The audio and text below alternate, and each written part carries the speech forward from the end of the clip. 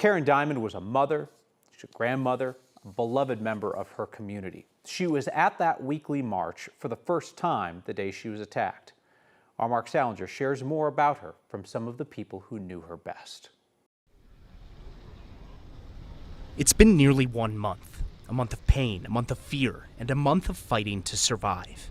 Today we learned 82-year-old Karen Diamond died after an anti-Semitic terror attack on Pearl Street on June 1st. Horrific. Like the worst nightmare. We met Rabbi Mark Soloway the day after Karen and a group of peaceful protesters were attacked with firebombs while marching to raise awareness for Israeli hostages in Gaza.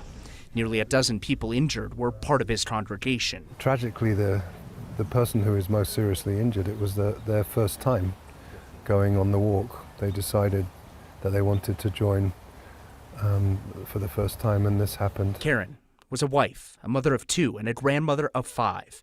She was honored by the University Women's Club in Boulder in 2019 for her contributions to her community and for being a role model to other women. Today, they described her as loving, courageous, and welcoming. We're like a big family, so we're all just feeling broken. As her family and friends continue to mourn today and ask for privacy, we look back on the words they've shared about her and the other victims over the past month. There was someone new who came on her birthday, and that's who was mentioned.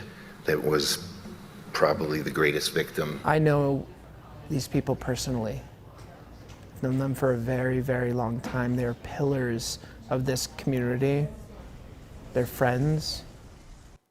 Rabbi Mark Soloway, who you heard from there in Boulder, said today that there are no words to express the pain of this horrific loss of our beloved family member and friend. Karen died last week, and there was a private burial with her family. Kyle.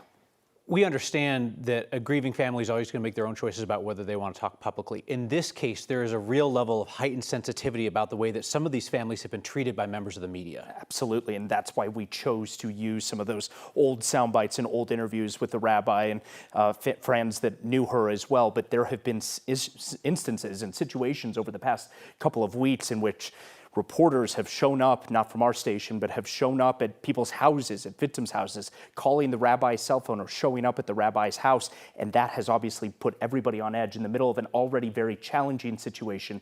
That makes it that much worse. It's extremely understandable, obviously. Sure. They're asking for privacy right now. Yeah, absolutely. Privacy and security. Mark Salinger, thank you.